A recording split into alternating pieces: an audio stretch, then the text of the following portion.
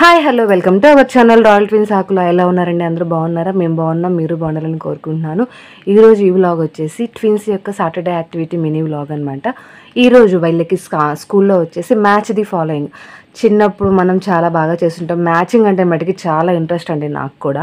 అంటే ఏ సబ్జెక్ట్లో అయినా సరే మ్యాచింగ్ అనేది చాలా బాగుంటుంది. ఎందుకంటే ఆన్సర్స్ అక్కడే ఉంటే మనమే మ్యాచ్ చేయాలన్నమాట దాన్ని కరెక్ట్గా.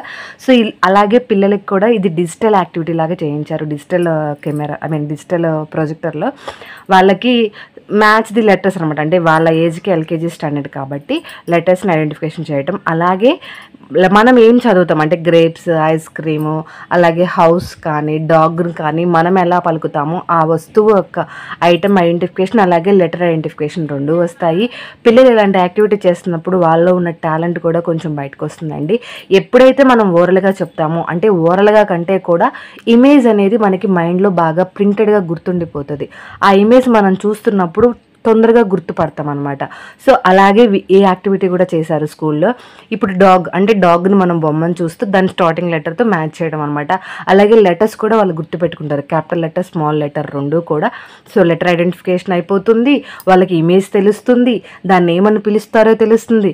సో ఒక యాక్టివిటీలో ఒక 4-5 కవర్ అయిపోతాయి అనమాట. ఇలాంటి యాక్టివిటీస్ మనం ఇంట్లో కూడా పిల్లల చేత చేయించవచ్చండి.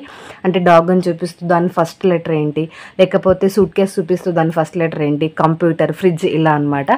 కిడ్స్ ఉన్న వాళ్ళ మటుకు కంపల్సరీ ట్రై చేయండి, చాలా వర్కౌట్ అవుతుంది. Thank you for watching.